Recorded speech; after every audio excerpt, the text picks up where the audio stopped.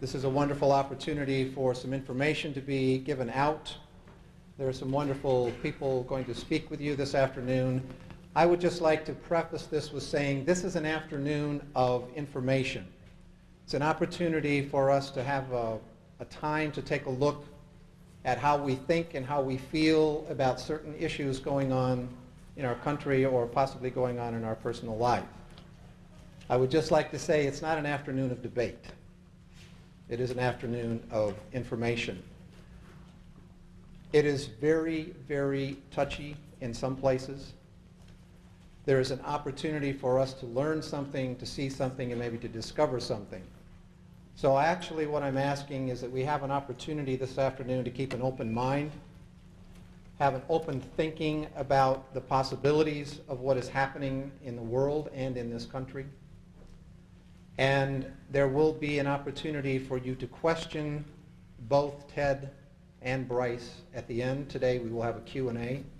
So I'd basically like to suggest is that as they are talking, if you have questions, if things come up in your mind, write them down so that we'll have the opportunity to answer those questions and deal with them during the Q&A. Also, any of you that might possibly have cell phones, turn them off, please. Any of you that may have pagers, please turn those off, or at least put them on vibrate so you can enjoy the call.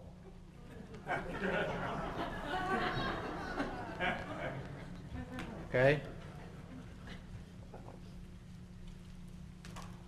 The bathrooms. I know we're going to take breaks this afternoon. So the bathrooms are at the end of the hall down here. Have that on your mind. Please, no cameras. Anybody have a camera? Please, no cameras and no recording equipment. We're taking care of all of that. And just so that you will know, we are shooting from the back of the room and from the side. You will not be seen. If anyone has any considerations about that, we will not, just take that out of your mind. Consideration, they're going to be more about the people that are talking up here. Even when you're doing the question, you have questions and that sort of thing, don't worry about it. We're not going to be videotaping you, okay? And with that, are there any law enforcement people here? Local, national, federal, worldwide? If so, would you please identify yourself? Pardon me? MIBs? Or wannabes, I don't know. Is that what you were really saying? You wannabes, All right. So we've taken care of that part of the legality of all that worldness or wonderfulness there. I'm just going over my list here and see if there's anything else that... who am I? Why would you want to know that? And who are you? I'm not paranoid, but who are you?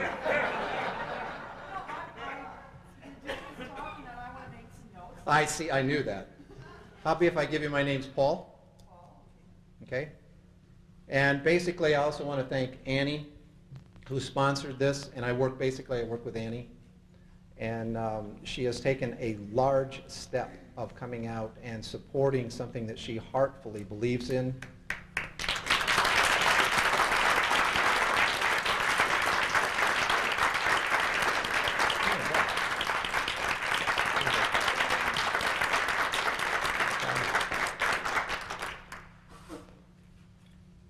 Einstein made a statement one time of saying, and I'm going to paraphrase it because I can't remember it verbatim, but he made the statement that it is basically impossible to prepare, it is impossible to have peace when a world is preparing for war.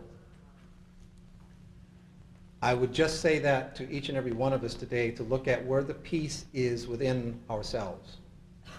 The peace, the harmony, and the opportunity to take in information that will be given today, that we might be able to move our life forward and then move the world around us forward. And that's really kind of what this day is about. So, with no further ado from Paul,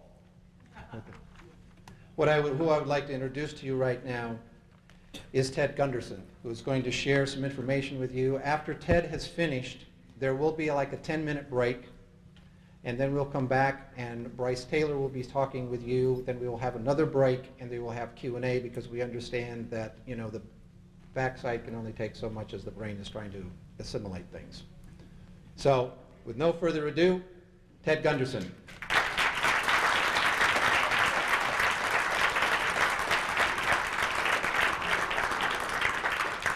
Thank you very much, Paul. I've been retired from the FBI for 20 years, a little over 20 years. And it was quite by accident I became involved in these issues. When I talk about these issues, I'm talking about a vast number of topics. And these issues involve the very highest level of the government, the very highest level of the top industrial and businessmen in the world. And it took me some 17 years before I realized I was able to document some of the topics that will be discussed here today, topics that I'll talk about and also topics that Brice will talk about. Anyway, I retired from the FBI in 1979. At the time, I had over 700 personnel under my command, $22 million budget. I was one of the top executives in the organization. And shortly after my retirement, I opened a private investigative firm, among other things, consulting and so forth. And one of my clients was the friend of Dr. Jeffrey R. MacDonald. Dr. MacDonald is a former Green Beret doctor who was convicted of murdering his wife and 2 children in Fort Bragg, February 17, 1970.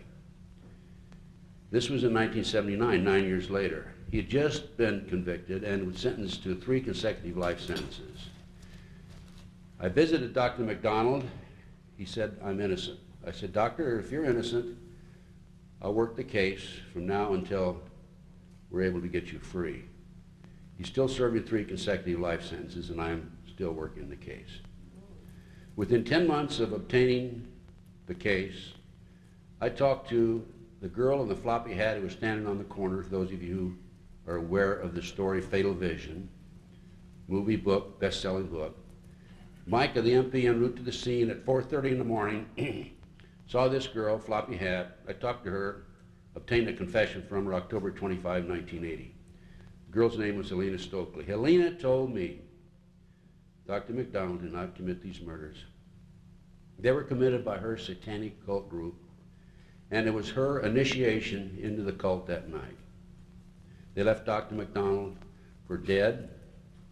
And in one of her statements, in another statement, she said that they left him alive so he would suffer, having lost his family and knowing full well that he'd be framed. So there's always, in these cases, there's always going to be some conflict.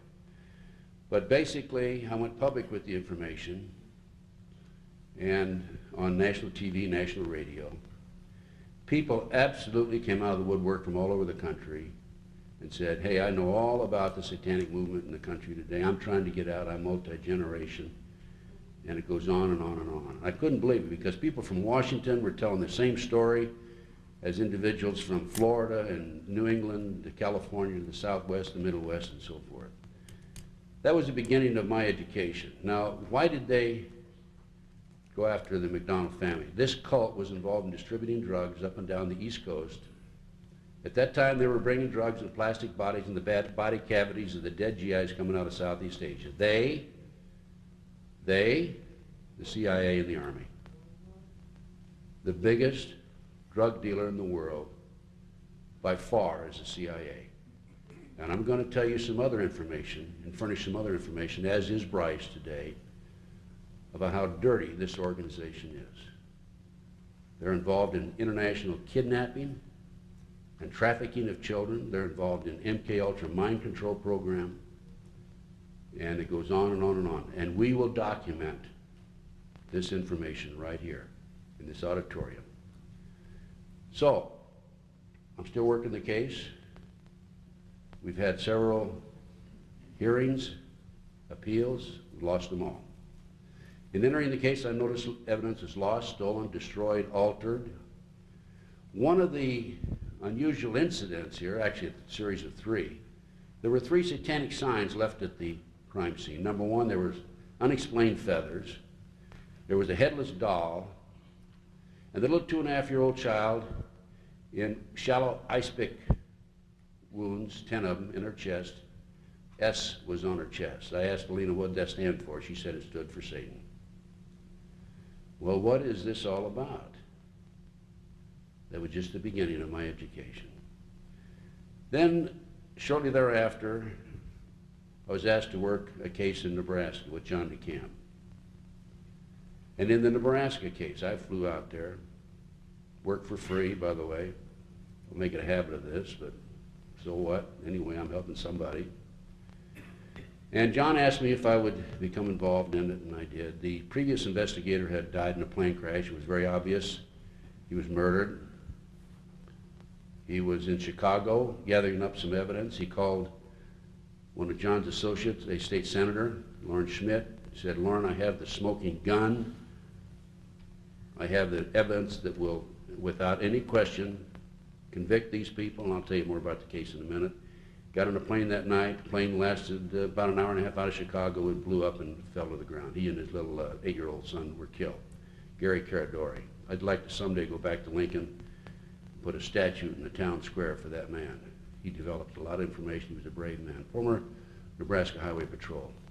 Anyway, from the Nebraska case, we learned that children were being driven, taken out of orphanages, private homes, Boys Town, driven from Omaha, Nebraska to Sioux City, Iowa, a distance of 184 miles away, placed in private jets, flown to Washington, D.C. for sex orgy parties with Congress and senators. We learned that children 10, 11, 12 years old, who were part of the network, Paul Benassi in particular, was used as a decoy in shopping malls, public places, playgrounds, schoolyards, and so forth, to attract other children of the same age over to that area. Then the adults would grab the kids, throw them in a car, and be off with them. Now, what were they doing with these kids when they're flying them to Washington, D.C.? They had a condominium. Larry King, he's not Larry King live television, but a black man who was a rising star in the Republican Party. He had a condominium, paid $5,000 a month. It was on Embassy Row.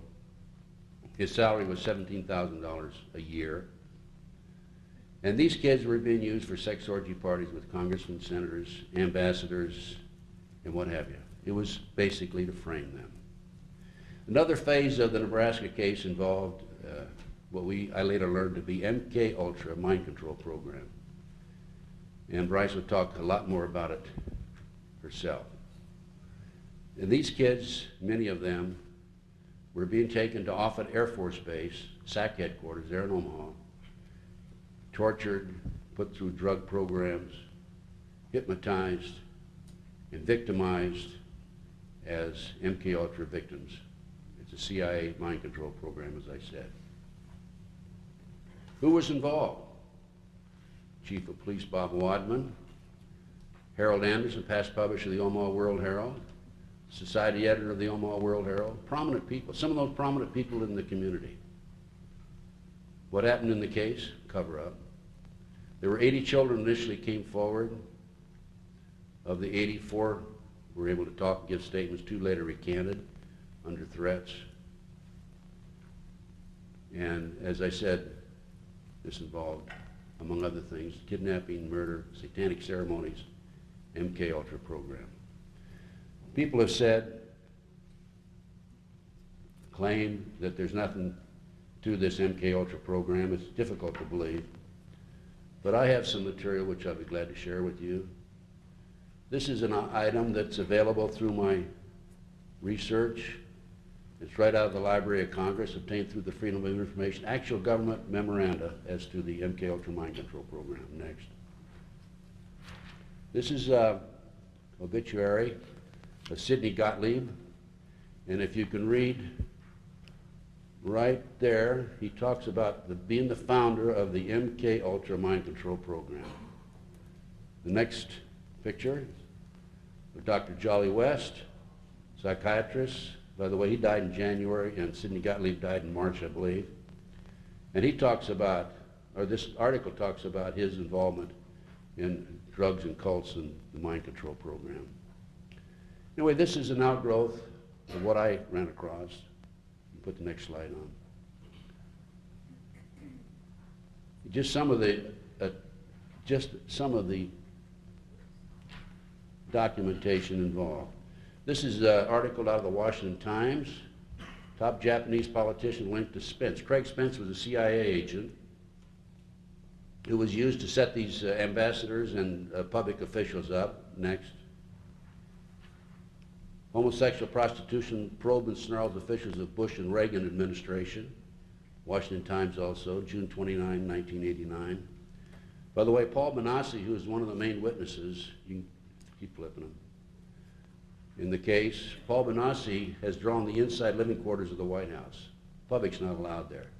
Another article, power brokers serve drugs, sex at parties, bugged for blackmail. Go ahead.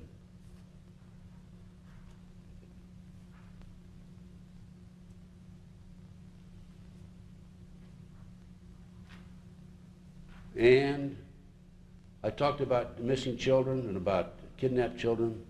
This is an article from the Reader's Digest, July 1982. 100,000 children disappear every year in America.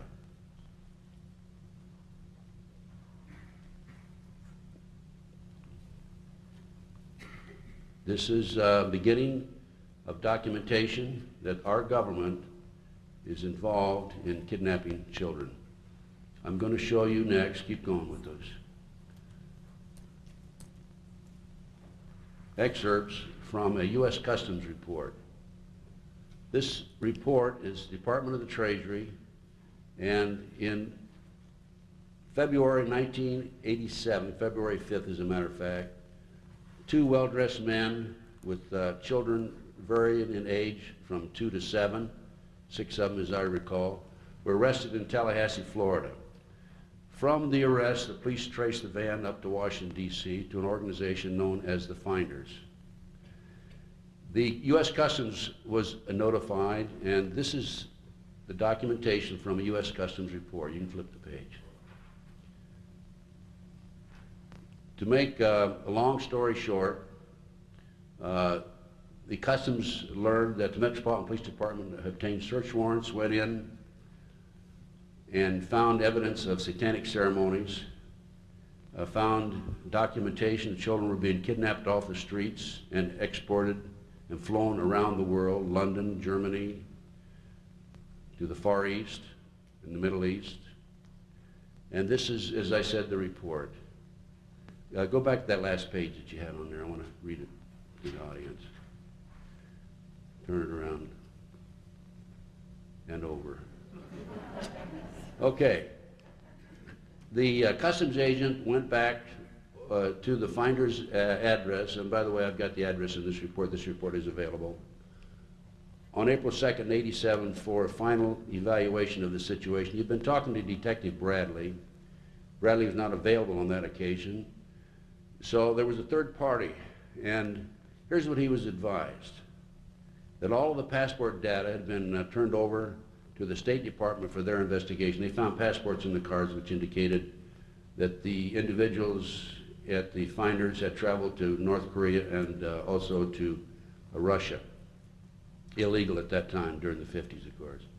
The State Department, in turn, advised the Metropolitan Police Department that all travel and use of the passports by the holders of the passports was within the law. No action would be taken. As I say, this included travel to North Korea, North Vietnam in the late 50s and mid-1970s. It was illegal. The individual further advised me of circumstances which indicated that the investigation into the activity of the Finders had become a CIA internal matter. The Metropolitan Police Department report had been classified secret and was not available for review. I was advised that the FBI had withdrawn from the investigation several weeks prior, and that the FBI Foreign Counterintelligence Division, that's in headquarters, had directed the Metropolitan Police Department not to advise the FBI Washington Field Office, that's the investigative field office in Washington, D.C., of anything that had transpired. No further information will be available, no further action will be taken. Case closed. In researching the Finders, I learned that it had been a covert CIA operation since the early 1960s. Their main mission was to kidnap and transport these children around the world. You can just go on, keep going. I've gone through that whole report.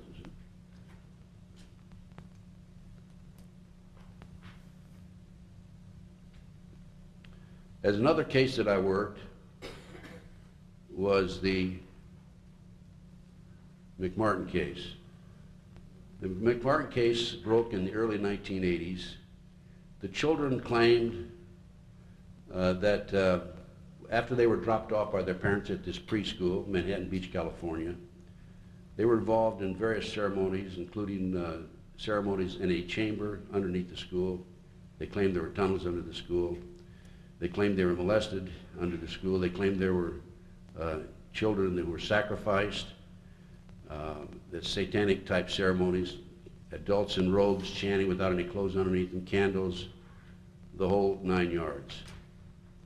The authorities went out in 1985, claimed they looked for evidence of the tunnels.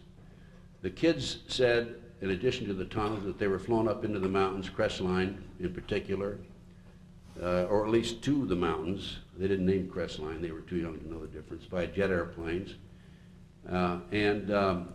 So I did some checking on my own. You can flip it.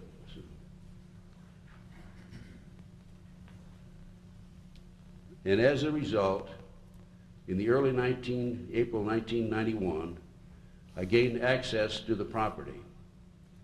And from the access, I hired archaeologist, Dr. Gary Stickle, at UCLA. He brought in a team of individuals, professionals, and we dug for tunnels under the school.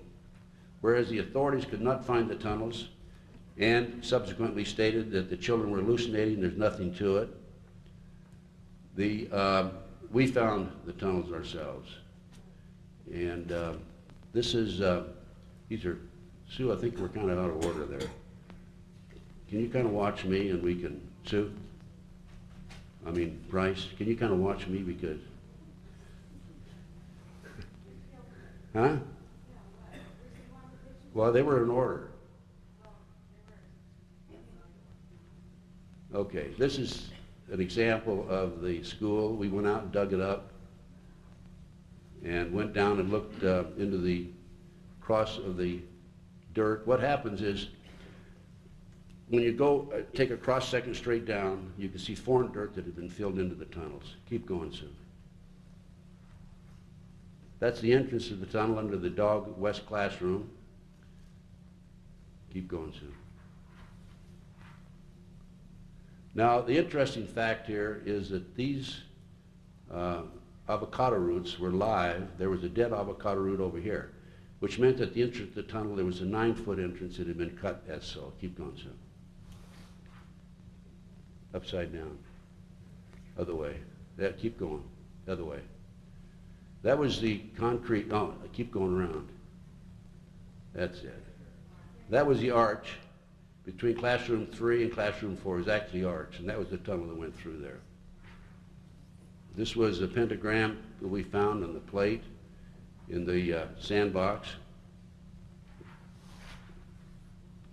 We found this Disney bag, plastic Disney bag, copyright 1982, 1983, in the entrance of the tunnel, actually under the foundation, so it could not have been placed there in 1966 when the building was built. It had to be in place there sometime subsequent to 1982. The tunnel's been filled in. Keep going, Sue. This is the live avocado root that I mentioned to you a few moments ago, and some more. And this is a diagram of the tunnel entrance. There's the live avocado root. There's a dead one. And that was, as I said, about 9 feet across. Another diagram. That's where we found the plastic Disney bag right there. Keep going. And that's the diagram of the school. There is the west entrance that I showed you just a few moments ago. That's the chamber. The tunnel went across the 4th classroom to the 3rd classroom. We didn't have time to explore it further. We ran out of money and also time. We were kicked off the lot, actually. There's a tunnel here. The children claimed that they were taken up into the triplex of the next door, the bathroom of the triplex. There was a trap door there, and taken out into the community and prostituted. We found that the trap door in the bathroom of the triplex next door. Keep going, sir.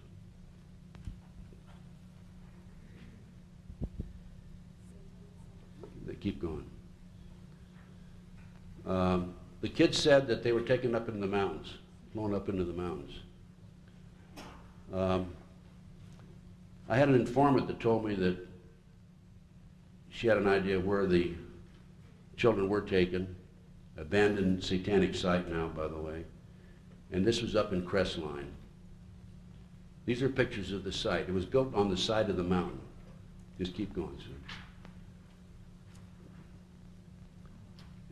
It was impossible to see it from the street. You could only see it from down below, and it didn't mean anything because it was so many miles away, or from a helicopter or an airplane. You can see the massive size of it. The street was over on the top there, so anybody driving down the street could not have seen what was going on down here. This is, I'm sure, where some of the ceremonies were taking place of the kids who were flown up there. Keep going. That's probably, I don't know what that is. But I think it's about 9 feet across. What would that be, sir? Altar? Okay.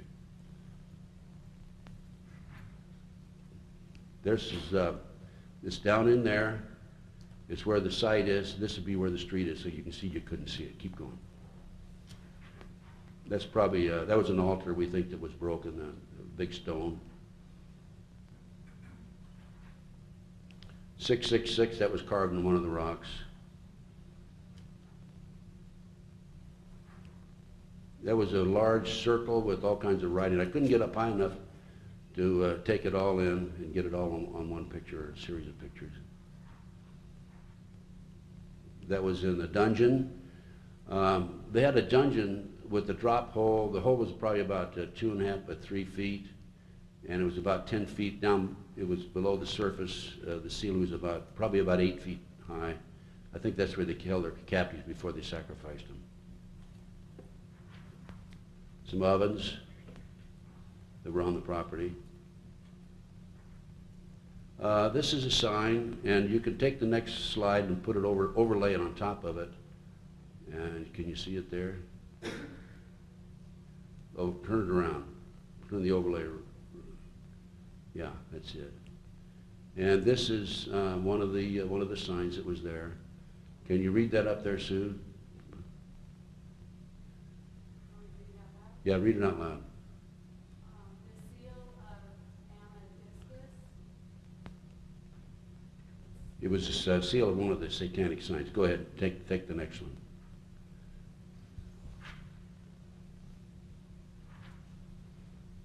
And put the overlay on top of it.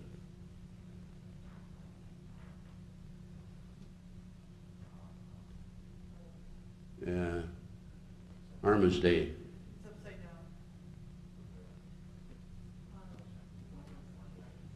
down. Okay, that's all right. Go on to the next slide.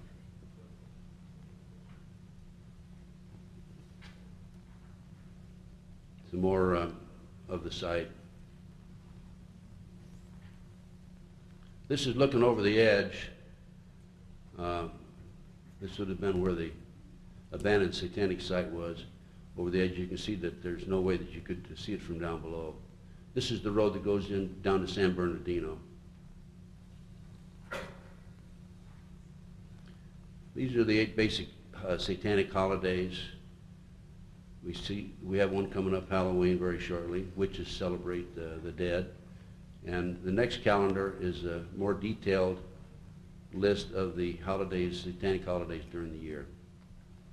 Just flip them over real fast. Tells in detail about the purpose of each holiday. Sexual climax and so forth, blood and so forth. Okay? Now, during the McMartin case, at the time that it broke, I called the U.S. attorney, not the U.S. attorney, but the district attorney, and I told him, I talked to Dale Rubin, who was the prosecutor. I said, I think I know where the children were taken up in the mountains, and I'd be glad to take you up there. and maybe have the children go, just turn it off a minute. Have the children go up and maybe they can identify it. She said she wasn't interested. During the second trial, the first trial, Ray Buckey had a hung jury. Second trial, we discovered the tunnels under the school. I called the district attorney. They came out, a fellow named Perez, investigator, said he wasn't interested. There weren't tunnels there. He wanted to argue with the archaeologists. They could have used the tunnels in the second trial, they didn't. Why? The children identified an actor, household name politicians, professional baseball players, professional football players. In my opinion, it was a major cover-up. Okay, Sue, turn it on. So what's going on in America today and around the world? Where we're talking about a major cover-up, we're talking about control of the media. This is from the Congressional Record, 1915, February 9th, 1917, actually, not 1915. Okay, flip it.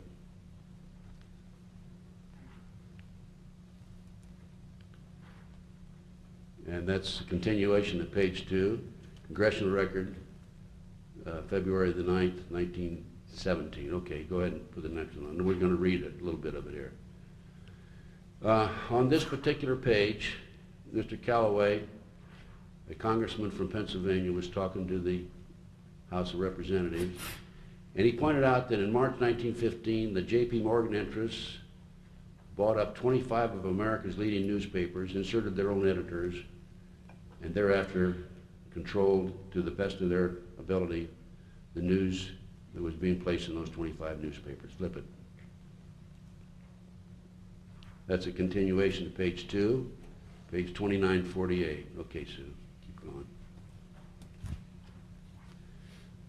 Who's who of the elite, members of the Bilderberg's Council on Foreign Relations Trilateral Commission, Skull and Bone Society Committee of 300. You want to know why they control and how they control it? This will give you the list. This is a book written by Robert Galen Ross. Flip it. This gives you a list of the various organizations that have members at the very top level. You see here, magazine publications, Time Magazine has 6, Newsweek 4, New Yorker 3, and so on down, total 46. We also have federal government in here, and so forth. Flip it. Is the Illuminati alive and well today? Well, you're not going to find out from checking with the mainstream media, but here's a little article that I found in the Picayune, Mississippi newspaper, and it says a group of Illuminati, including top and experts in a range of fields, met, and some of the names there are their household names, including Newt Gingrich, Bill Gates, and others. So there you go right there. You didn't see that in your main LA Times or the New York Times, did you? Okay. I mentioned that I've been involved in this research for 20 years. And up until about 2 to 3 years ago, I used the term loose-knit satanic cult drug network. It was only after one of my lectures in Las Vegas, I talked about the McDonald case itself, and a man came up and handed me this book, Pawns in the Game. This explains what's going on in America today. We're talking about the Illuminati. Flip it, Sue. This is the best documentation I've ever seen of the Illuminati. It talks about Adam Weishaupt and how he, well, we're getting off the subject now. Talks about Adam Weishaupt, how he set up 25 goals, and some of the goals were to control the press, and other goals were to disrupt the youth through drugs and liquor and morals, to have agent within the various organizations, influencing the politicians, and so forth. There are 25 goals in this book. It's an outstanding book. I highly recommend that you obtain copies of it. Beg your pardon? Could you repeat the author of that book? William Guy Carr, and it's available through my research. And by the way, I've got about 100 handouts here. I urge all of you to come up and take one if you haven't done so thus far. Basically, I think that's the extent of my 45 minutes. But before I close, let me mention that about 12, 14 years ago, I ran across a young musician, Mark Wilson. Had a lot of talent, has a lot of talent today. And as a matter of fact, I supported him financially and supported him in other ways. He actually lived in the same complex as I lived in Las Vegas. I alerted him to the problems that we have with the children, kidnapped children on a regular basis. And he became inspired. And he wrote a song in my living room called Rescue Me. Mark, in the meantime, just recently had his first album released. He's on the top 10 records in a number of radio stations around the country. This album is available to you. If you want to order it, you can drop a check off for $12 up here after the show today. And I'll get it to you, name and address, or just write me a check and I'll I'll send the CD or the record to your address. 1/10 of the proceeds of this CD will go to a trust called Missing Children Trust. And we're going to set up a real organization to look for the missing children. Now, you're going to tell me that the National Center for Missing and Exploited Children doesn't look for children? National Center for Missing and Exploited Children is a joke. It's a part of the Department of Justice, being financed through the Department of Justice. They have a multi-million-dollar budget. They have a staff of, who knows, 20, 30 people. I've been in their office. They have found through the years, and I've known for them to be in existence at least 20 years, I think 95 or 96 children. You give me that money, and I'll tell you what, I'll find 95, 96 children in 1 month. You remember? Thank you, sir. You remember they used to put the kids' pictures on the milk cartons, and they took them off? I contend, I don't know, I can't tell you why, I contend too many kids were being located through those milk cartons. Your federal government doesn't want you to find these kids, because your federal government, particularly the finders, the CIA organization out of Washington, D.C., is the biggest motivating factor behind the missing children in this country today. Why? Well, there's several reasons. Kids are used for body parts, sex slaves. They're used for the satanic ceremonies. And a 10, 11, 12-year-old blue-eyed, blonde-haired kid will sell on the auction block outside Las Vegas, outside Toronto, Canada, and a barn in Lincoln, Nebraska. These are the 3 locations I'm aware of, for $50,000. Paul Benassi, a young man who was willing to come forward on the Nebraska case, has attended these auctions. He attended 6 such auctions in Las Vegas, Nevada.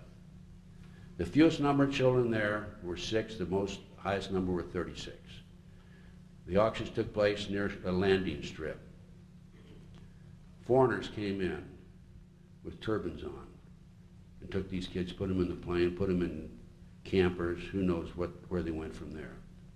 100,000 children disappear. I have personally filed formal complaints to the great FBI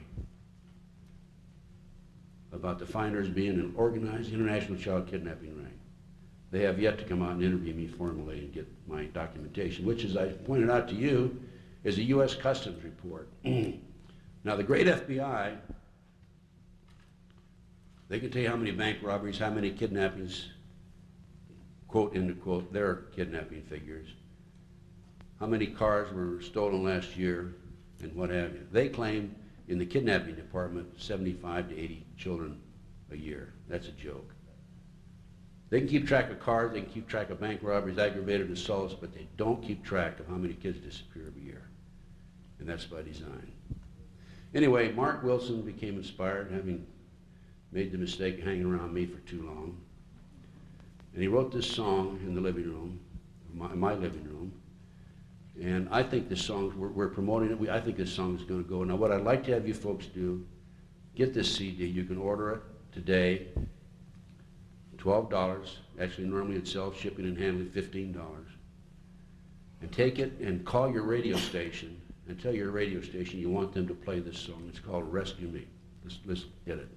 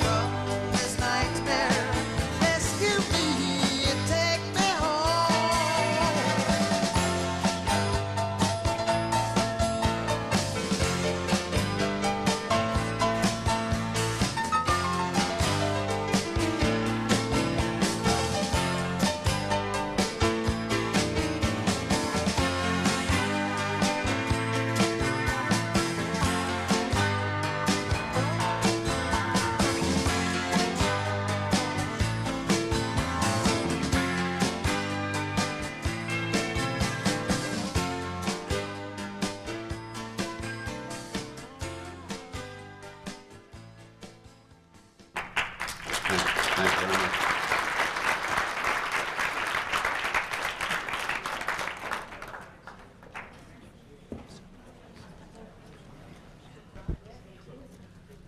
All right. I would like to reintroduce Mr. Ted Gunderson, and he is going to say a few words about our next speaker. And he knows her much better than I do, so he can tell you a lot more about her. Ted.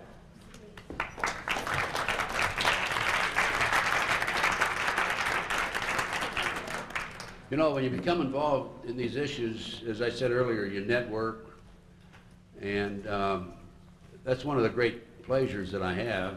It causes a few headaches now and then also, but I think that's the answer to the problem, if we can all network together and help each other. And a number of years ago, I guess about 4 or 5 years ago, I had a call from a young lady, and she basically told me that she had some problems, and I referred her to another individual who I thought would help her. And one thing led to another, and then I developed a close relationship with this young lady through the years. We communicated by telephone on a regular basis, and she's fantastic.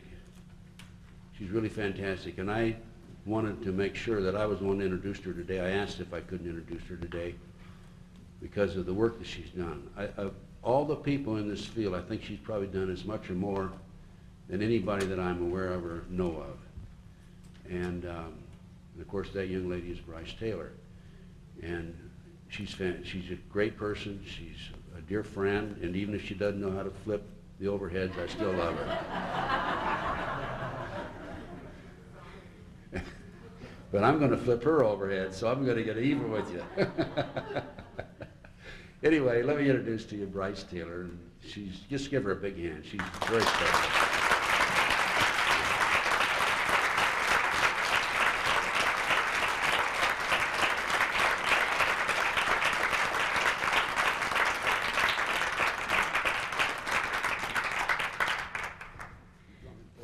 Yes, it'll be a little bit. Thank you, Ted. And just to let everybody know, it wasn't really 5 years ago. It was more like almost 12. It's been a long time. But time goes by fast these days. And this is an incredible opportunity for me to be here back in Pasadena, where my home was here in California.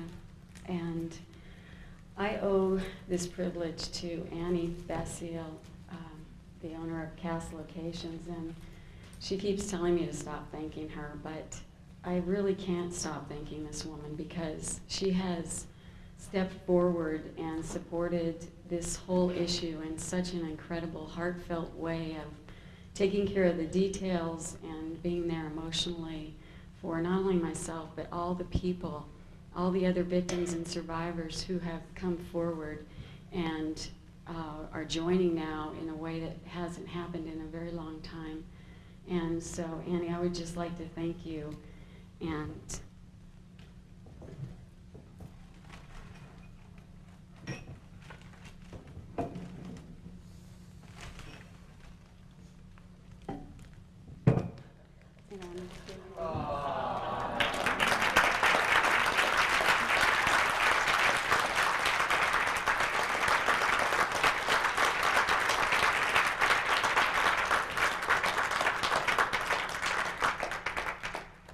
And I'd also like to thank all of Annie's friends, Patricia and Anthony and her family, both Anthony's and her daughter, and all the people that have really worked behind the scenes to bring this whole event together, as well as holding the hands of a lot of us who've been through this and needed to share. When the press release went out saying the Hollywood business owner supports mind control survivor, it was just an incredible healing for not only myself, but all of us that have been through this, as people now not only take us serious for what all we've been through, but also are willing to step forward in an effort to end these atrocities that have gone on behind everyone's backs.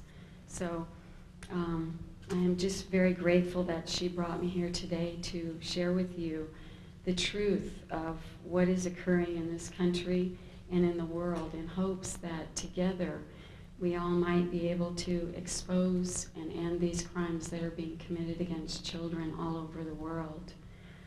And I will share today with you my truth as I know it, so help me God. And so I just wanted to state that I'm grateful for the healing that I was able to come up with, which seems at times to be miraculous coming from where I've been. And I owe that in a great deal, that gratefulness to the Holy Spirit and to the God that has led and guided me through this whole entire thing to bring me here now. And it is kind of pretty an amazing thing that I'm speaking in Pasadena, where nearly 12 years ago, I was in a therapy group here for people that had multiple personality disorder.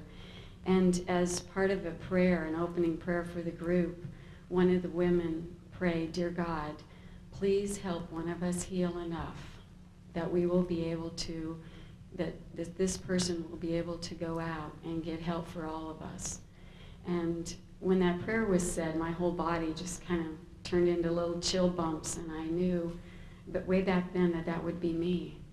And so it's pretty awesome to be here in Pasadena, fulfilling that prayer and knowing that it has been answered. I also want to thank Ted Gunderson, who, even though he thinks it was only 5 years ago, about 12 or 13 years ago, he began consulting with me by phone along with Catherine Gould and giving me tips on how to stay safe and what to do when men in suits were following me. And he just was there for my security and to listen and to lend a caring, supportive hand. And I'm really appreciative to him for all that he has done in exposing the satanic ritual abuse and the mind control that's gone on. So thank you, Ted. You missed the thank you.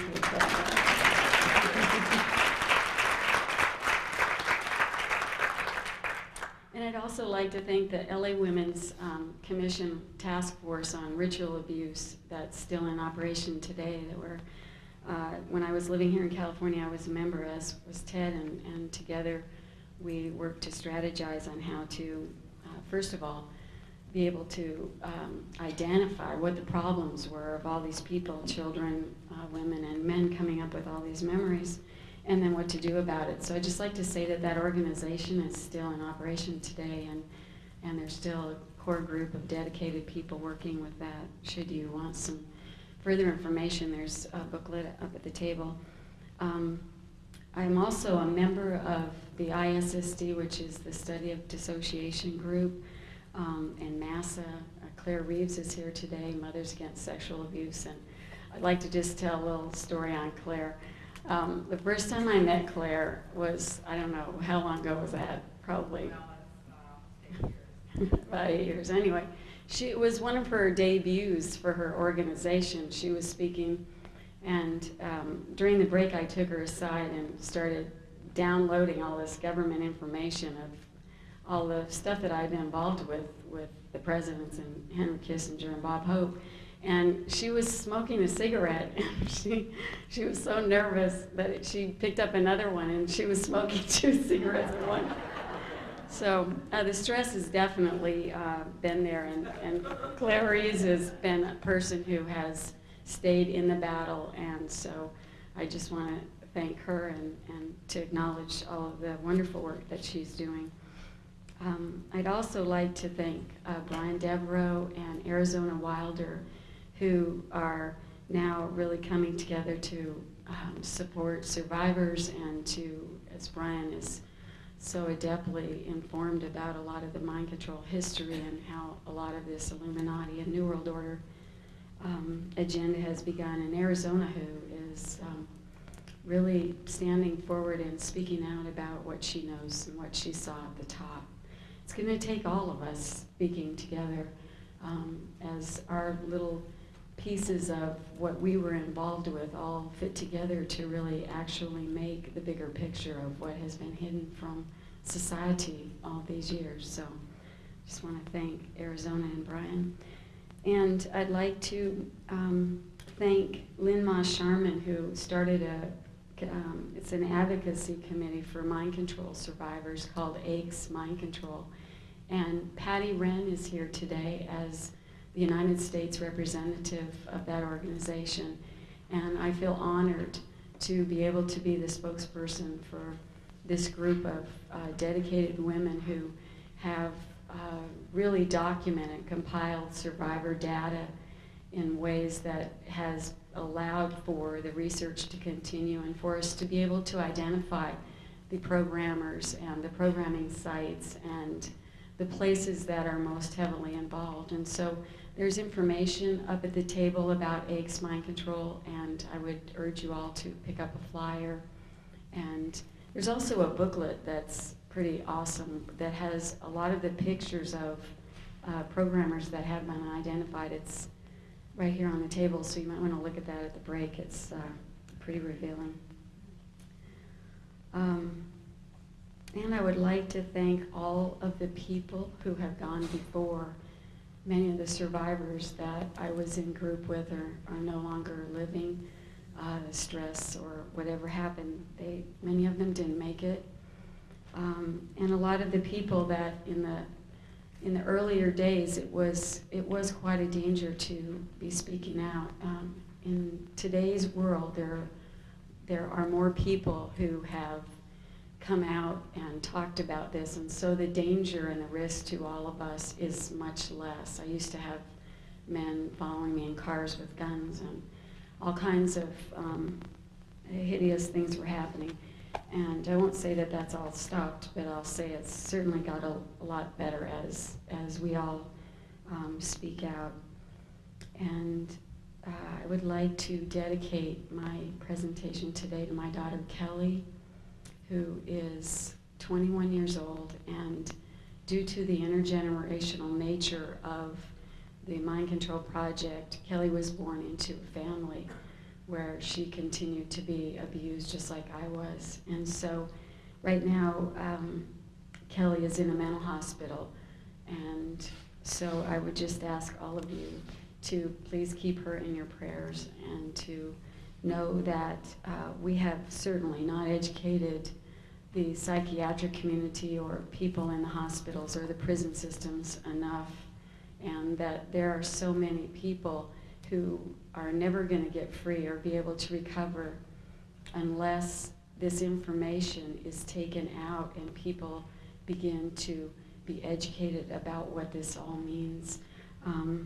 Her psychiatrist at this hospital maintains that DID, which, if you all know, is dissociative identities disorder, which is the new name that was come up with for multiple personality disorder. And he maintains that it's a rare disorder, and I maintain that it's absolutely very prolific, and that until people really can see what the problem is, the solution is not even in sight. And so there's just a lot of education that needs to be done still, and a lot of information shared.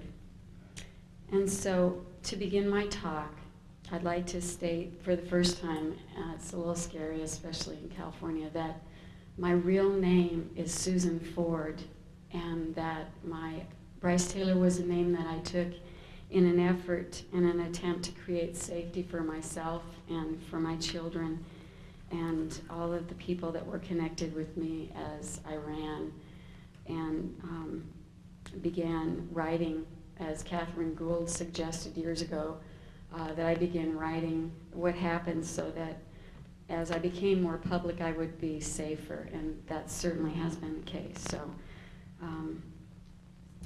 safety, our safety all lies in telling the truth now and in identifying what we know to be the truth, because as the title of my book is, that this truth is not only a truth that set me free, this is a truth that as all of us that have been through this begin to put in our data, it's a truth that sets the world free of a plan set in motion very, very long time ago by members of the Illuminati and even beyond them for what I was part and privy to was their attempt to create and rule a one world government, or as Hitler called the New World Order and George Bush called the New World Order.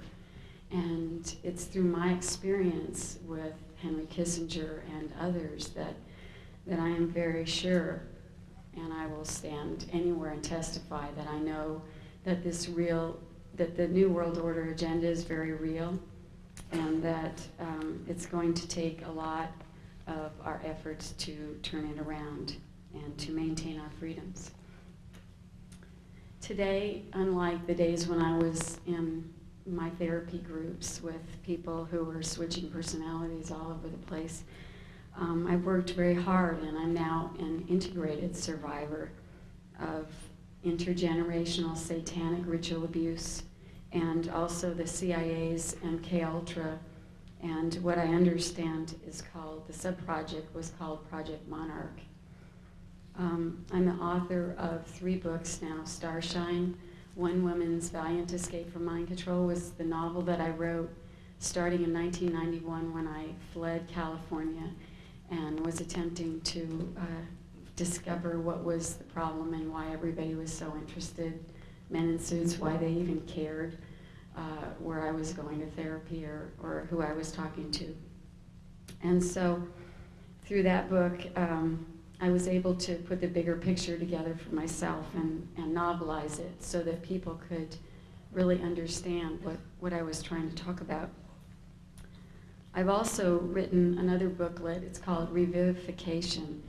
And Charles Whitfield said to me one day, he said, one day you're going to regret that you named it that name. And sometimes I am, because it's kind of a big word and it's hard to say, but it has a really great meaning. And if you want to look at that book, it's on the table. But it's a recovery, gentle alternative recovery book for people that have been through trauma. So it's a good way to recover memory and to be able to deal with all of that as it comes up. And then my third book is Thanks for the Memories. And that book I started years ago, actually, and it is a compilation of all of my memories that I downloaded out of what Henry Kissinger called my mind files. And so the book that I wrote is just loaded with all of the information that I remembered being privy to within those seeking to bring in the New World Order. So I find it a privilege and an honor to be able to speak out for people like my daughter and my other children and those who are yet unable to speak out for themselves but have also been through the same thing. Normally the groups that I speak to are mental health professionals, and so we're kind of on the same page, and I really know exactly what they're going to need to hear in order to help the victims and survivors that they're working with. But I know that we have a wide and varied audience here, and it's really very exciting to know that what I always call so-called normal people, like, I get, Annie, you're normal, that people that are not been through this are normal, and so it's really exciting to have normal people pay attention and want to know. And I would just like to say to the survivors in the audience that I thank you for being here to support me today, and that I would like to ask you to really take caution that some of the material that I'm going to present may be highly triggering, and that I know that you know how to take care of yourselves. And if you don't, go see Annie. Annie can hold you. No. There's a lot of people here who could support you, and if you need help, then certainly seek out Annie and she'll direct you. I agonized on how I would present this material to you so that you could really understand what has taken most people a number of years as they've researched, to understand really what the bigger picture is here. And I know that it's vitally important today, and I feel an urgency of time that we don't really have a lot of time to be wasting here, that the plan that has been set in motion is ever marching onward, and yet so are all of us who are dedicated to preserving freedom of humanity, and especially the freedom of the mind. And it's vitally important to free those many suffering under mind control and expose the system that has allowed this to proliferate, and also to expose those individuals participating at the top that has operated in the dark for so many, many hundreds of years. This system that operates within the government and beyond into a group of people who I reported to beyond the government called the Council have been working in the dark for many years, and the system that they have enacted threatens our country and the freedoms that our forefathers worked so diligently to set up, and the basic freedoms of humanity, and most especially of the mind. And we're at a new crossroads where we're able to finally understand more about the mind. And as we do that, then we will certainly be able to understand how this has all happened, and we will be able to take the technology that was used to harm, and we can use it to heal. And that is my hope for the future. At the conclusion of the writing of the Constitution, Benjamin Franklin was asked, "What have you wrought?" And he answered, "A republic if you can keep it." He also explained that it would require full use of our spiritual natures and our values in order to keep our country on track. And that was why our forefathers founded the nation as one nation under God.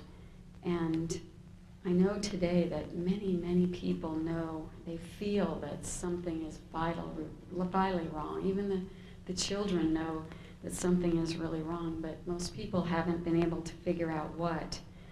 And I think the reason for that will become very apparent to you this evening as I share what has happened in my life and in the lives of my family with you.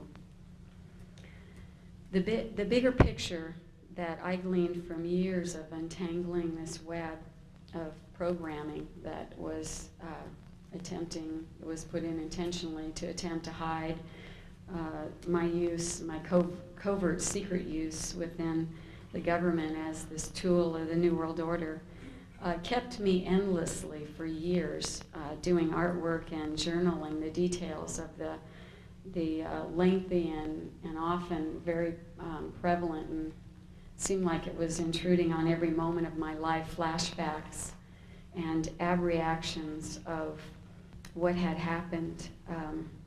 And those things came back, all of the events came back in full sensory magnitude of feeling everything in my body, smelling the smells, being able to hear what happened, and oftentimes I would have visuals and be able to actually see what happened, who was involved. And so what happened was that this programming that National Security Agency guaranteed that I would never be able to remember or tell failed. That's the good news.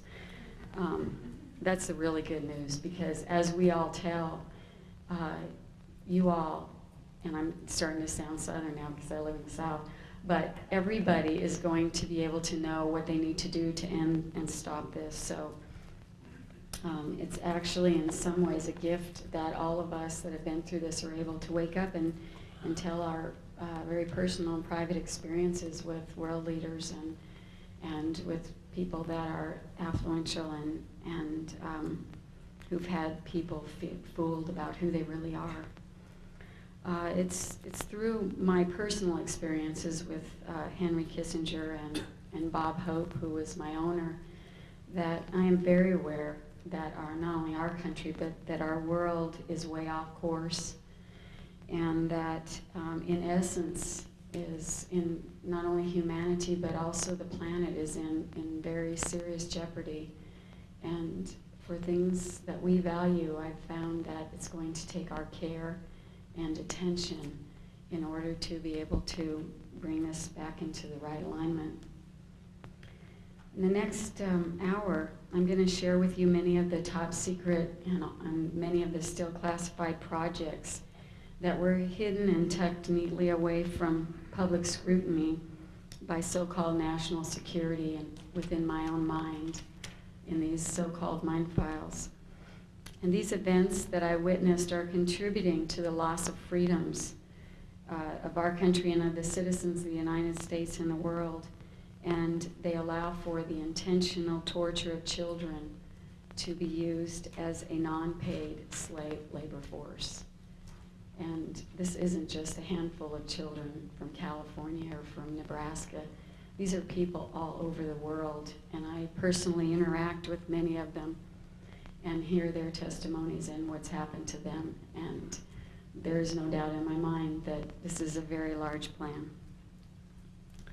Their plan is for the mind control slaves to continue to serve the elite, and everyone except these self-appointed elite will begin to live as worker bees. So basically, as we enter the new millennium, a lot of us that were and are under mind control will continue to do their jobs to serve these elite people. And with all of the targeted frequency satellites and all of the ways that they know how to manipulate brainwaves through that targeted energy, they have some plans for all of you to only be able to think to a certain level. And to understand all this, and to help Kelly, it really drove me into studying all about the brain, and I'll get into that a little bit more, but that is their plan. And the way that they have been able to utilize all of these children, starting with children and now into adults, is through trauma. And trauma is the conditioning base that was used to set in the mind control. And the trauma done very early on is something that actually splits and shatters the psyche of a small child who is unable to withstand that much torture or trauma at a satanic ritual or through sexual abuse in family or whatever the list of all the different traumas. What happens is that when that happens, the mind splits into different segments, and it's sort of understanding all of this really demystifies all of the sensationalism that has been publicly portrayed about multiple personality disorder. And I will explain to you that through not only healing my own mind of that, but working with other survivors, that it's merely something that has happened out of someone not being able to take everything that was dished out. And so it's like the mind erects amnesic barriers around information and different scenarios so that as a protection, when that thing happens again, that event, then the person will kind of go down that path in their mind. And the programmers knew all about this. This was not some happenstance programming that just was done in some kind of an experiment, although the experiments were ongoing. And as many of you already know, and those of you that don't know, during Nazi Germany, during the war, when all these people were in the concentration camps, we had people like Joseph Mengele, and many of the Nazi doctors and scientists were actually doing mind experiments and brain experiments on people in the concentration camps. And all it took for me was to go to the Holocaust Museum in DC and look at the pictures, and I knew that that was true as I watched the people being experimented on with all this brain research that they were doing. And the information that these Nazi doctors gleaned in the concentration camps was what has been the foundation for what they're doing here today in our country. And for you to understand how that has all happened, our government, actually the CIA, flew a lot of these doctors, the perpetrators, that after the Nuremberg trials, instead of being prosecuted, they were given immunization from prosecution. And our CIA actually flew these Nazi doctors to our country and gave them immunity and set them up with research grants and all sorts of mega funding in our universities and military bases. And they continued not only their further research on the mind, but they also continued their expertise on programming people within the military, within NASA, people that are out of the private sector like myself, where I was certainly not part of the military or any intelligence group, but because of the intergenerational nature of the group of people that they needed the population to use, I believe that I was selected.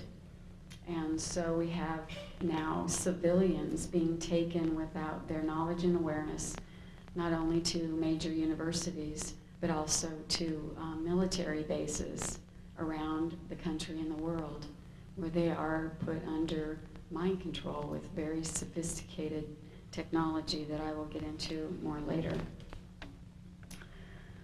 So, I'm sure you're asking, how did I wake up? How did I know about this?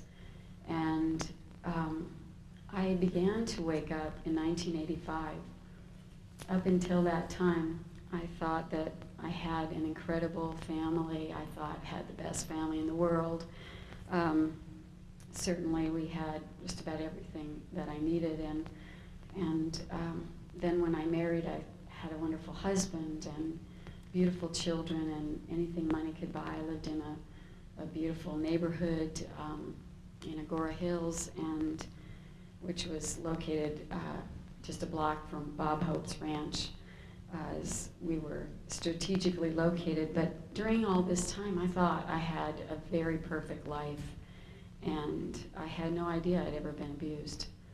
And to let you know how it feels to be under mind control and hear about ritual abuse and mind control, I can share my experience where I was attending Pepperdine University working on my degree in psychology, and I attended an international psych conference where Catherine Gould, who, as many of you know, is a therapist who's worked with ritual abuse, DID patients for a very long time. And I went to one of her lectures, and I sat in a room, and I was just puzzled of why people would do this. Why would people be hurting their own children, and why would all the prominent people in the communities be involved, and what is all this horror? And I remember walking out of her workshop thinking, boy, I sure hope I don't get any cases like that when I'm a therapist. And that was the end of it for about 3 years. I actually even joined the LA Women's Task Force and attended meetings under total mind control where I didn't know, but I was reporting back to the good doctors everything that I was learning what was happening. But anyway, so that's how it felt. I had no idea.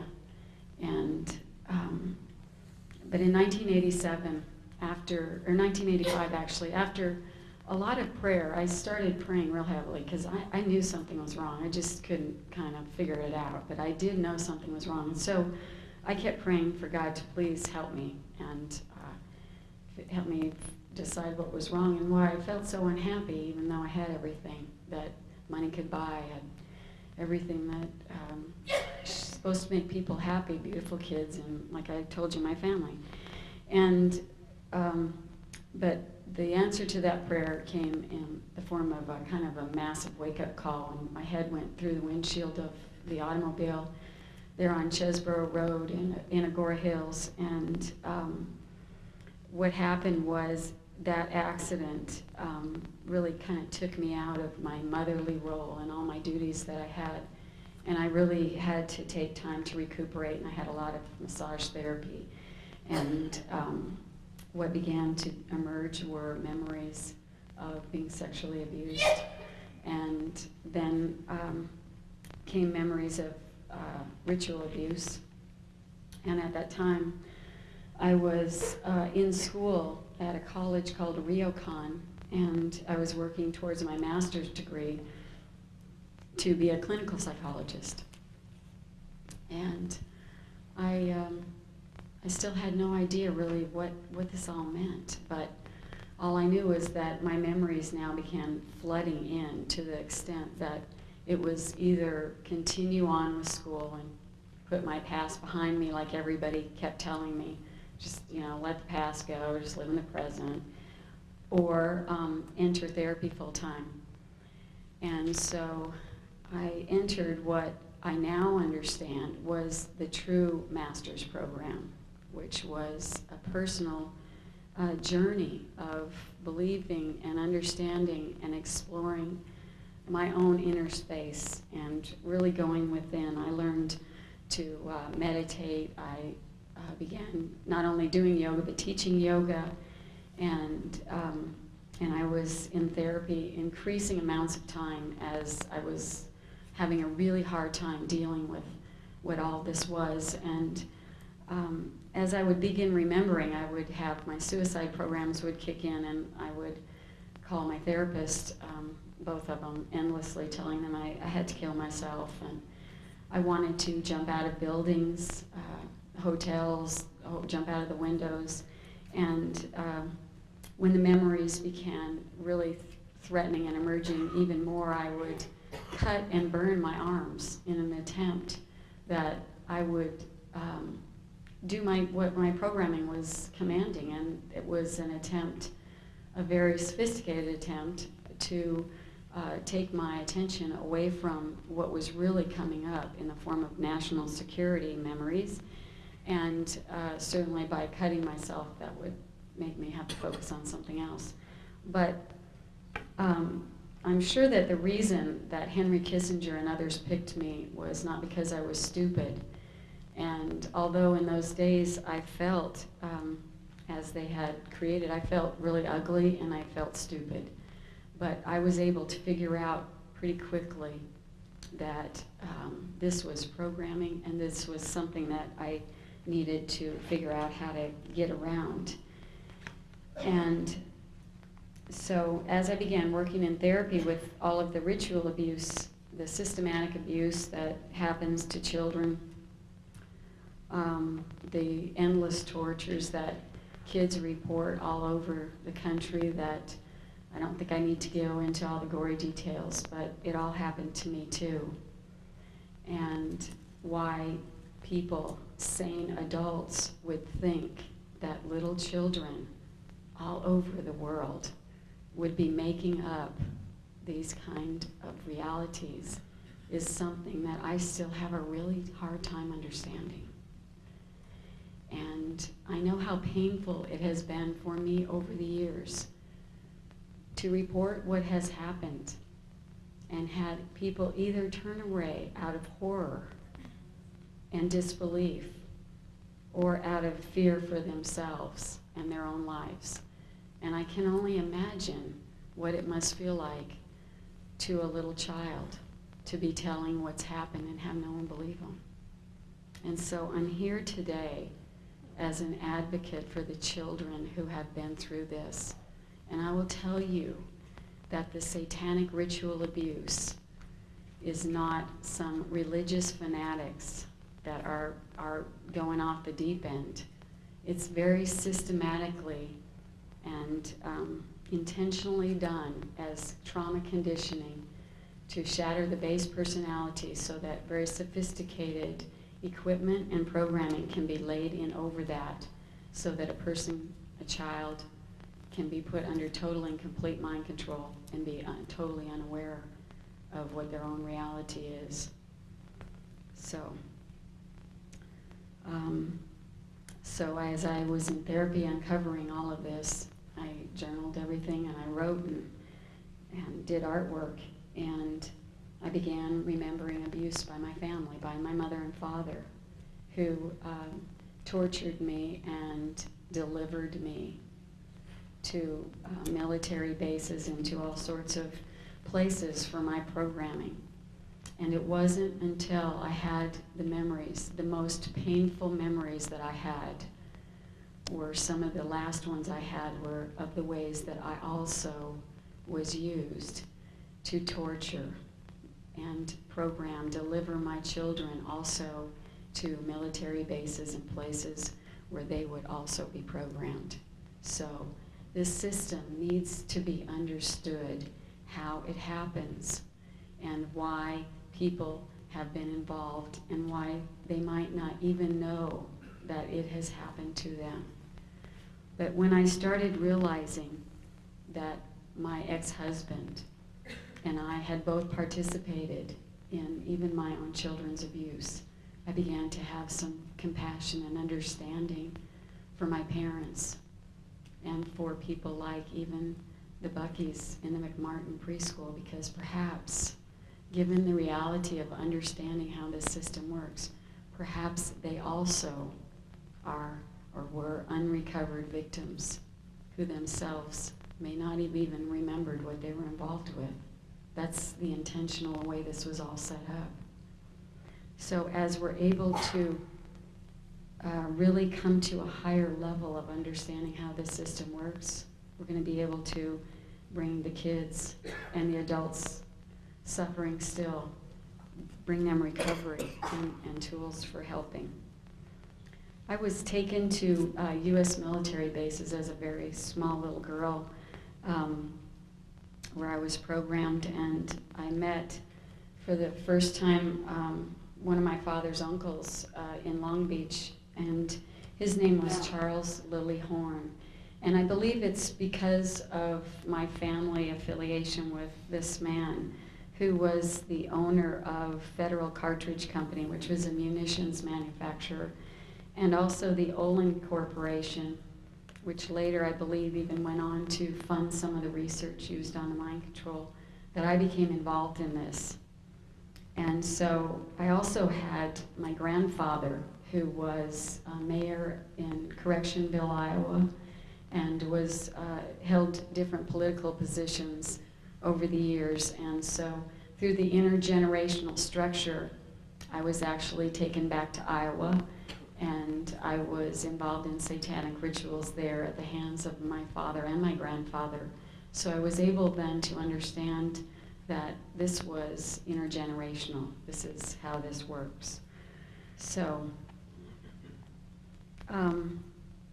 a lot of the projects that are now housed and are still ongoing are in the military bases.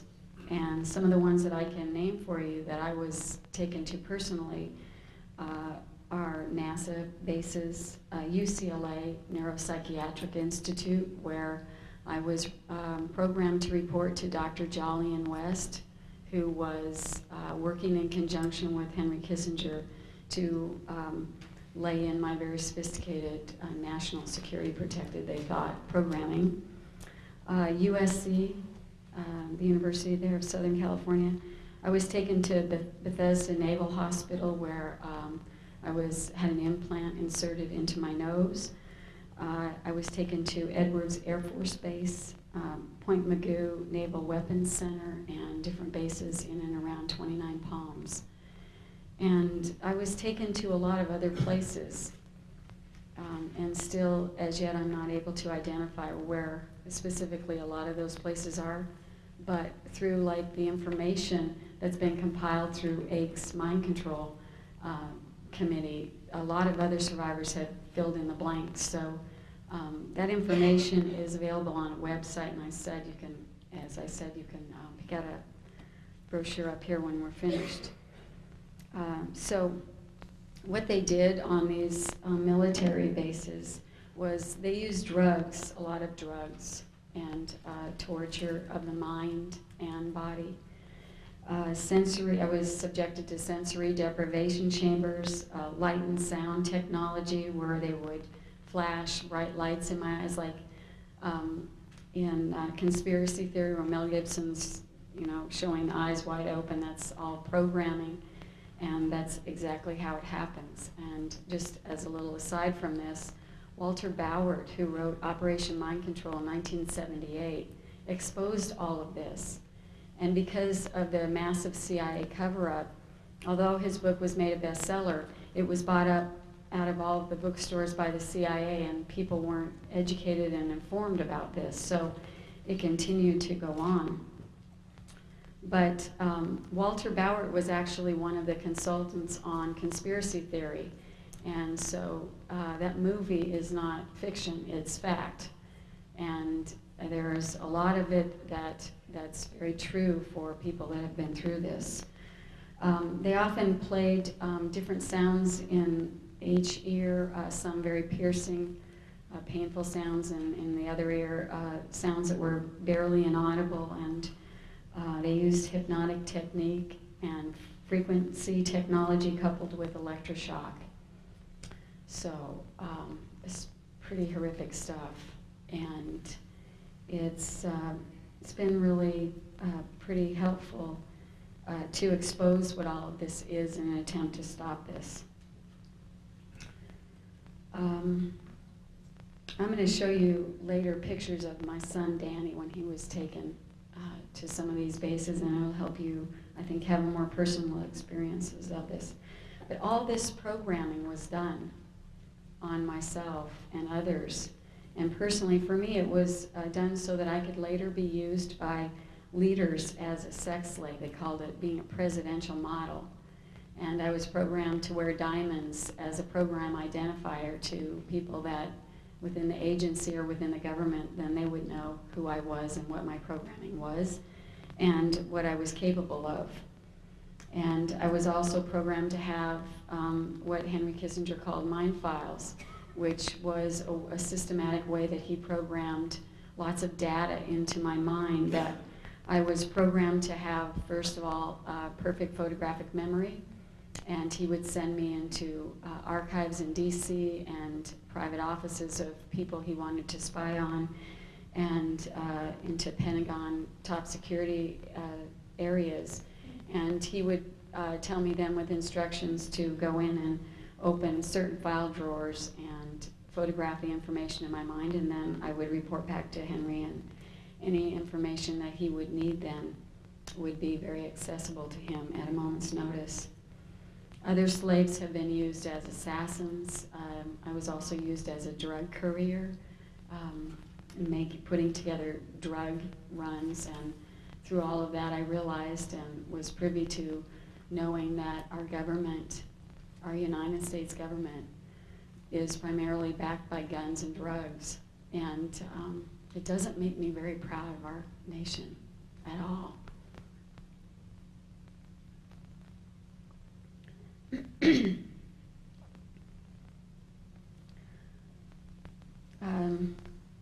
So anyway, Henry also programmed me to have a section in my mind files that was a postal system for the elite.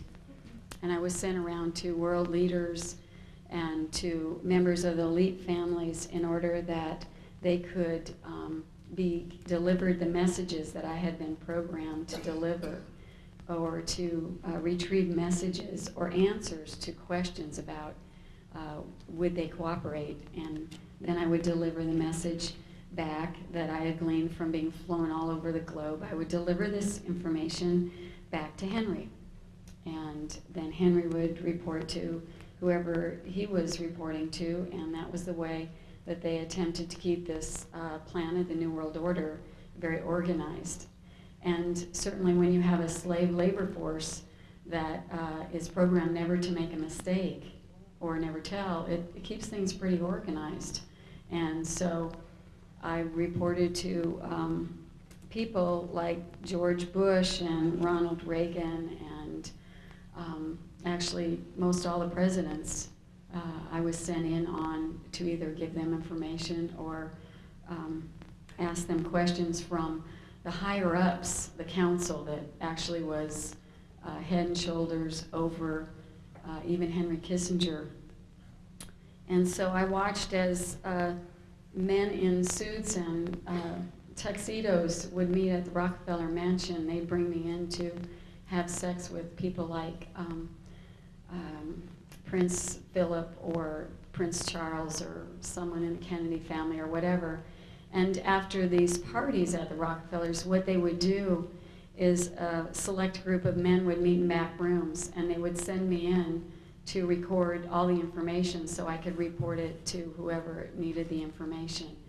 And it was a process of downloading all of this information that I realized that all of the wars that have been fought and a lot of the horrors that have happened to people on this planet were not accidents, including like the stock market crash, that they were all planned intentionally. And people like my grandfather, who was a multimillionaire, was privy of when the stock market was going to be crashed, so he could take all of his money out and reinvest it at very low prices.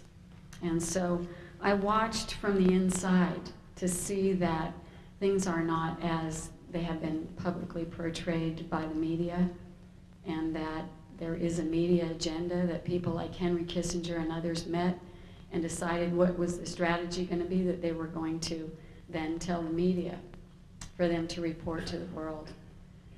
And so I watched as I saw all of this going on, and I had kind of a broader spectrum of reality than all of you, although it has taken me time to kind of catch up on what the world thought was reality, because I wasn't allowed to really know what that was. And so, anyway, that was some of my government use, and I'm going to also get into that more.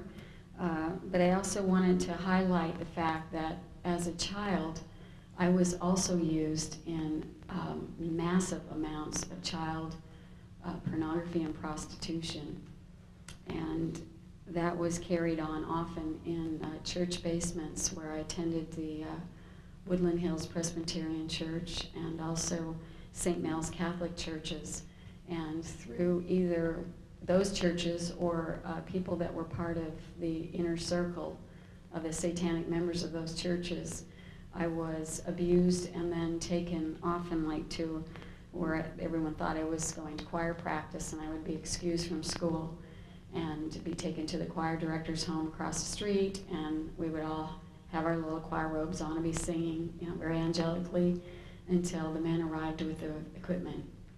And all the equipment then was taken downstairs, and all of us children knew that that meant it was time to go down and be filmed in pornography. And those were also very traumatic events, because a lot of what they were filming was not just sexual acts, it was a lot of satanic rituals. And so I can publicly testify that what these children are saying is reality. And I can also say that I was used even as a child on Ventura Boulevard near the Corbin Bowl to coerce children that were my age into black sedans where the men had TVs and candy and all kinds of things that I was told to lure children into the cars, and they would happen to be shopping with their mom, walking along the boulevard there, and then I would say something like, would you like some candy? And there's a TV in the back of this car, do you want to come and see it? And as soon as this child would approach the car, the men would throw them in the back seat and take off. And then often I witnessed as these children would be kept contained in cages until it was time for their death.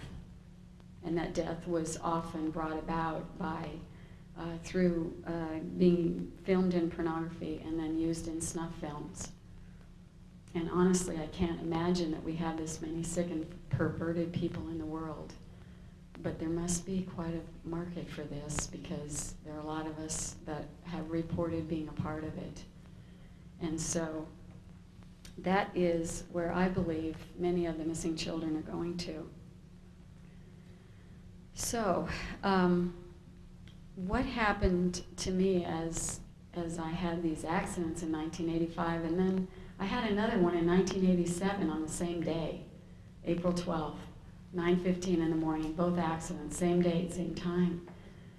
And kind of got my attention. I thought there must be something really going on here. And a man in a sedan showed up at one of the accident sites, took pictures and fled off. I thought, this something is very strange here. But in those days, I had no idea what the bigger picture was, nor did the therapists that were attempting to help me figure out what was all going on. But I continued on in therapy, reintegrating many of the child personalities that I had that were programmed within me. And it was in 1991. It was April 10th, real close to the April 12th date again. And I left a therapy session with my therapist, and I went to get in my car, and I opened my wallet, and I looked inside, and there was a dollar bill that had programming numbers. And I had uncovered enough of my own programming to know that what this meant was it was another threat, only this accident I didn't believe was to be an accident. I believed that they were threatening to kill me.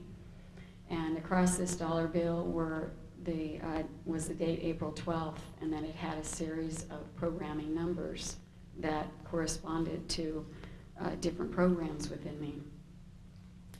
So I was terrified, and I had attempted to explain to my husband a little bit about some of these satanic memories.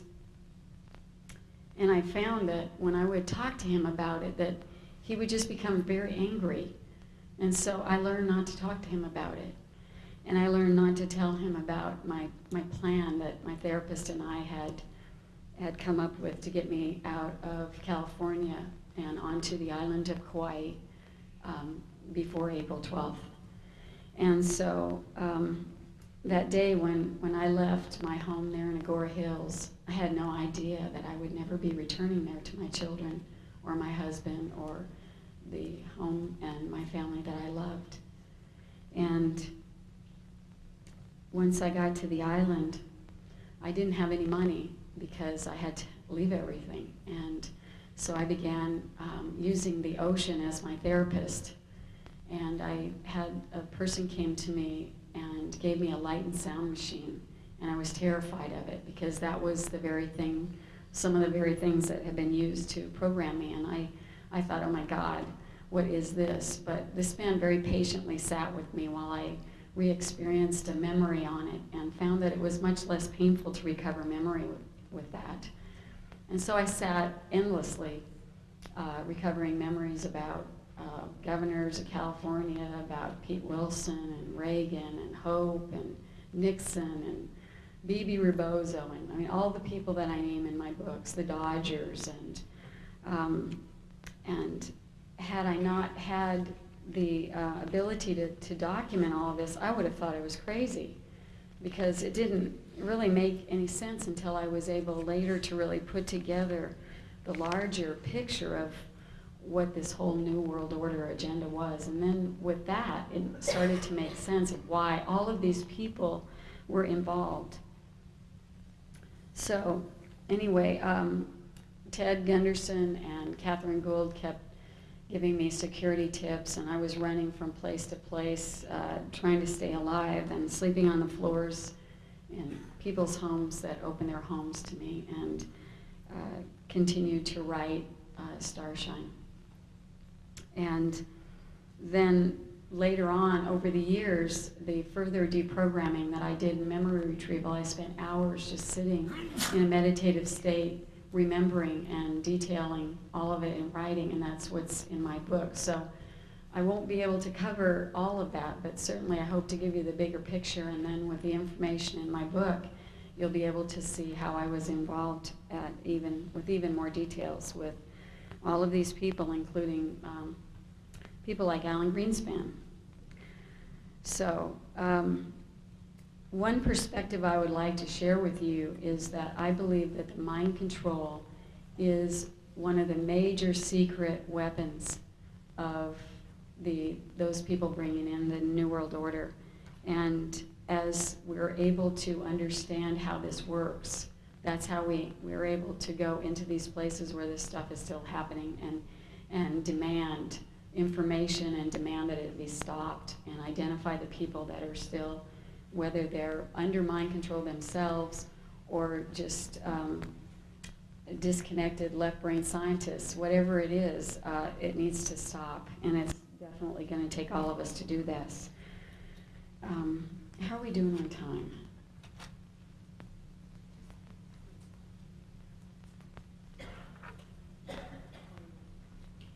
24, 6. I mean, like, how much longer?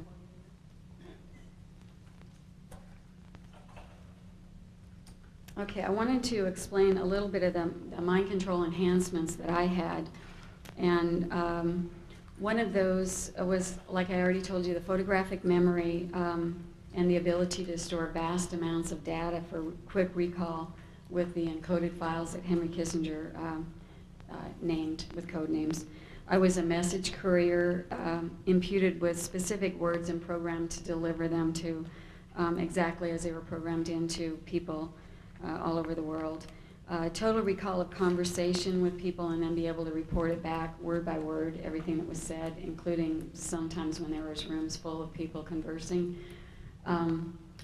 Sexual expertise, I was trained at training farms and by all kinds of prostitutes and Playboy bunnies and everything to be the perfect sex slave for Bob Hope, as was Kelly.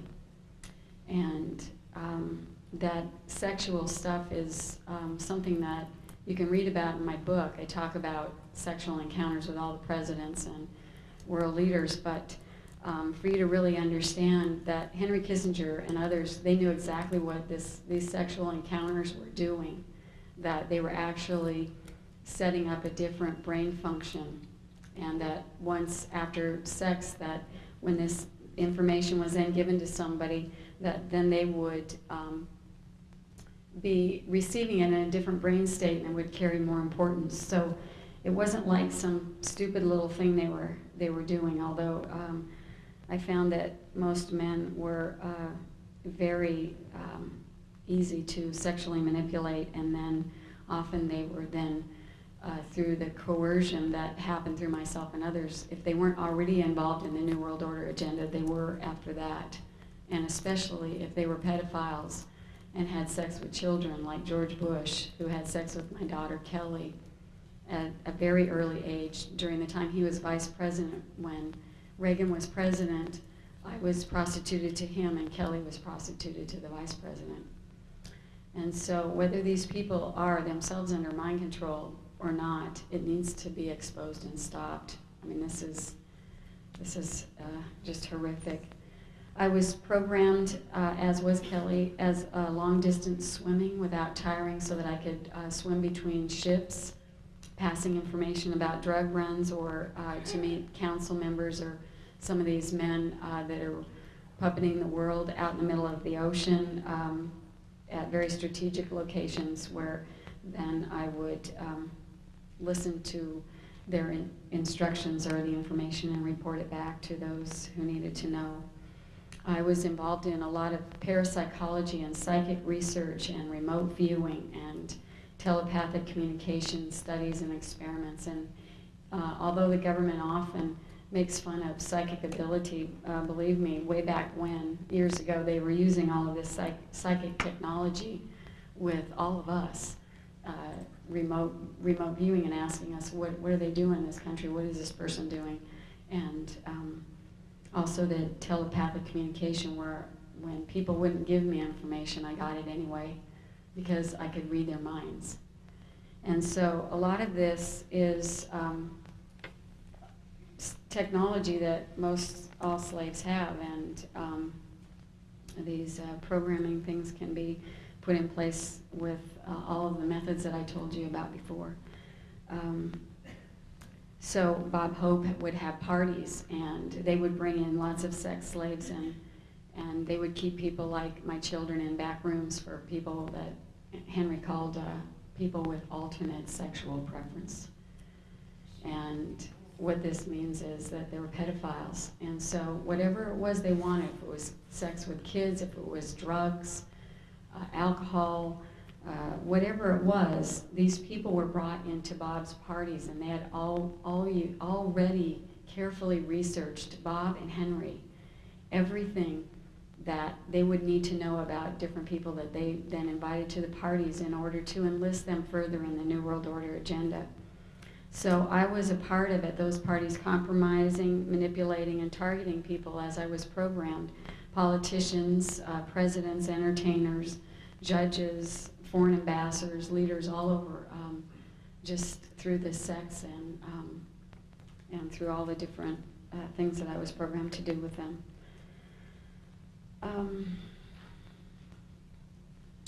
I also was privy to a lot of the projects, the mind control projects that were being done at USC. My ex-husband was in dental school there, and I was not only prostituted to people in position of authority at USC, but I was also taken into some of the programming centers there and programmed, and I also delivered, like I'm standing here today, only now I have my own agenda, but Henry would often have me demonstrating the mind control technology to people who they wanted or needed to know about that.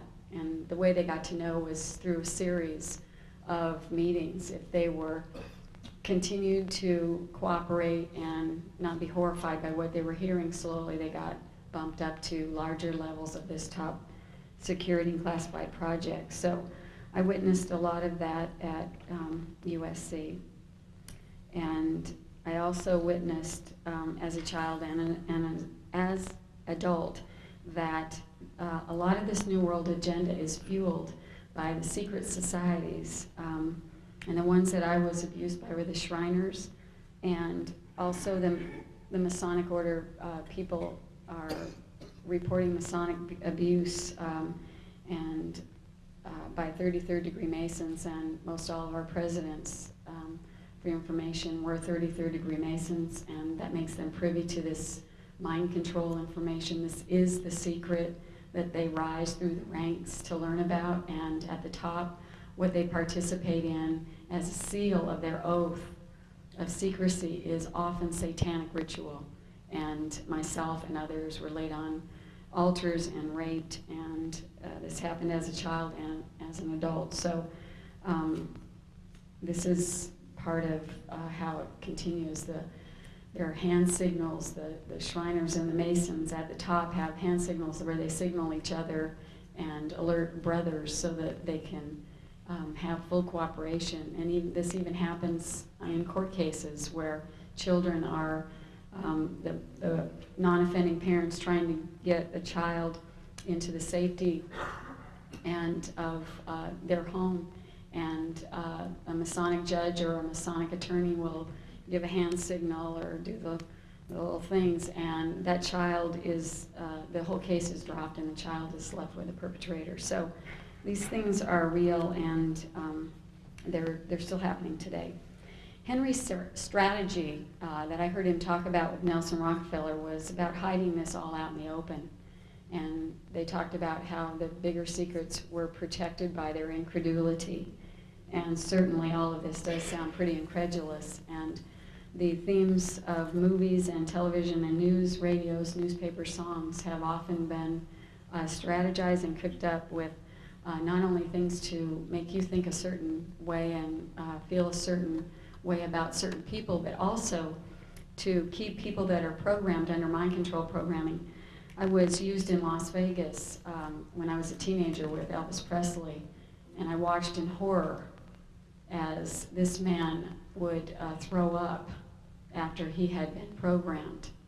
And I watched him cry and ask, "What's wrong with me?" and not be able to have sex because he was so sick from what they were doing to him. And I had been sent in to have sex and deliver messages to him, to deliver to them, the programmed audience. And through my experience, I know that people like Elvis Presley are programmed, that people like Neil Diamond are all part of this, and people like Michael Jackson. I watched Michael Jackson be abused as a child. So as all of us together that have been through this identify the people that are in positions who are programmed, we have the fuller, bigger picture. and we will be able to stop this and bring help to those that are still suffering.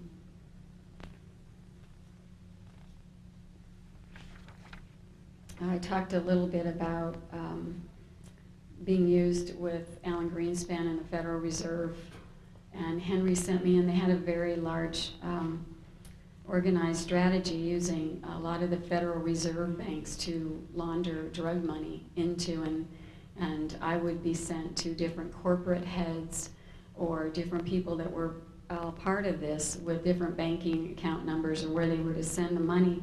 And then Alan Greenspan would actually raise the Fed in different areas where drugs weren't coming through, so that when they were coming through and all this money would come through, it wouldn't look very suspicious. It would just all look very balanced. So these people knew exactly what they were doing, and I personally don't believe Y2K is an accident.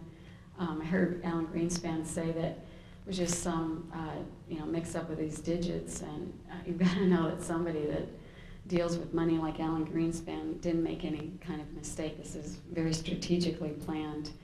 I witnessed people in corporations being all part of this, and people in the media, and I watched how if they didn't already own the people they needed, they bought them, and that was through all these different ways of coercion. And they had very sophisticated programming themes, and one of their larger mistakes was to use universal programming themes, so that a lot of the survivors that are waking up are all talking about themes like The Wizard of Oz and Over the Rainbow and dolphins and whales and hearts and roses and monarch butterflies and just one after the agendas are in the book, and if you know what they are, you'll know a lot of how it works, and you'll be able to see it in the media. You'll be able to see the themes when they talk about over the rainbow. You'll know that a lot of us were programmed not to remember what happened over the rainbow. What happened over the rainbow was all the government stuff that was then hidden as they attempted to confuse fact with fantasy and keep all of this totally and completely hidden. Let's go with the slides or the overheads, and then I'll tell you a little bit more. This was a picture of myself taken when Henry Kissinger started calling me by phone. He told me to meet him by the corner at 7 o'clock at night, and I knew even at this young age that meant to meet him at the corner, in the kitchen corner, and to pick up the phone, and he would practice seeing if it worked, if the programming worked, or give me messages, and then he would tell me not to tell my mom, so, or he'd tell me she was stupid. So when my mom would say, "Who called?" I had already switched back into another personality, and I had no idea that anybody had called, no one, and that was it. So this is how young he started with my mind files, and it's very documented in my book, so it's in much more detail. Okay.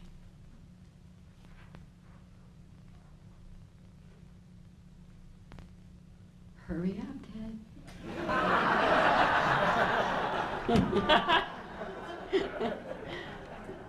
The picture on the left is a picture of my mother and father, and on the right is a picture with my brothers when we lived on Astronic Drive in Woodland Hills.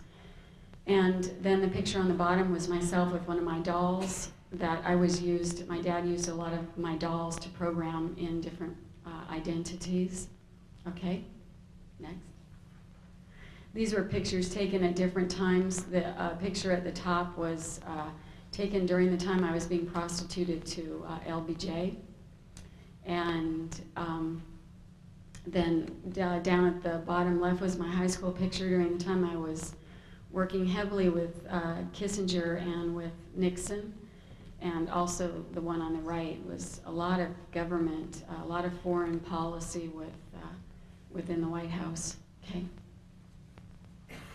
This was some artwork I did when I started identifying the mind files and the information that I had.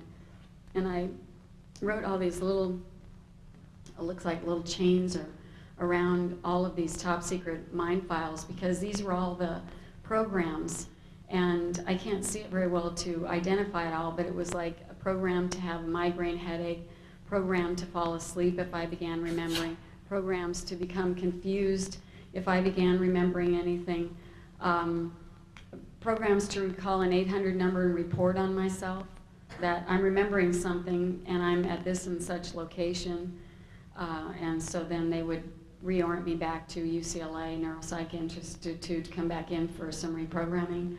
Or then on the outer layers are all the family, the satanic cults that keep everybody in line within communities, where a lot of the professionals themselves are either under mind control or are participating at this, keeping everybody under control. So there's webs within communities where people are all under mind control. And certainly as families are cross-programmed, it's like my ex-husband, our marriage was arranged when we were 13, and we were cross-programmed and with very sophisticated equipment in Ventura to fall in love and then get married. And he was trained then to become my handler and hand me over to people like Bob Hope or Ronald Reagan or whoever it was that he was instructed under mind control to deliver me to. So this web is large, and what it takes to get out of that web is nothing short of miraculous. And that's why most of the people that are under this are still in mental hospitals or in prisons or walking the streets homeless, and they are not able to get the help that they need. I was fortunate. I had no idea during that time in